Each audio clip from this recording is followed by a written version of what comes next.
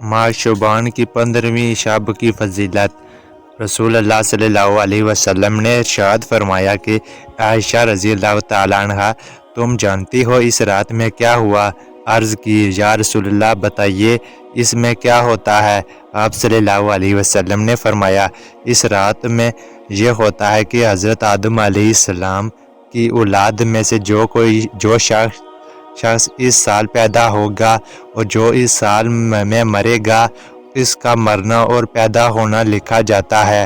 اور جو فرشتے ان قوموں پر مقرر ہیں ان کو اطلاع دی جاتی ہے، اور جتنا رزق مخلوق کو اس برس میں ملے گا سب لکھا جاتا ہے۔ اور اس 15ویں رات اللہ تعالیٰ سورج ڈوبتے ہی اس دنیا کے آسمان پر تشریف لاتے ہیں اور ارشاد فرماتے ہیں کہ کوئی نیک بندہ ایسا ہے جو ہم سے بخشش مانگے تو ہم اس کو بخش دیں، کوئی رزق مانگے تو ہم اس کو رزق دیں، کوئی مصیبت کا مارا دعا کرے تو اس کی مصیبت دور کریں۔ اسی طرح صبح ہونے تک ارشاد فرماتا ہے،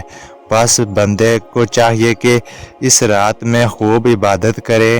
اور اپنے گناہوں کی معافی مانگے اور 15ویں تاریخ کو روزہ رکھیں، اور اللہ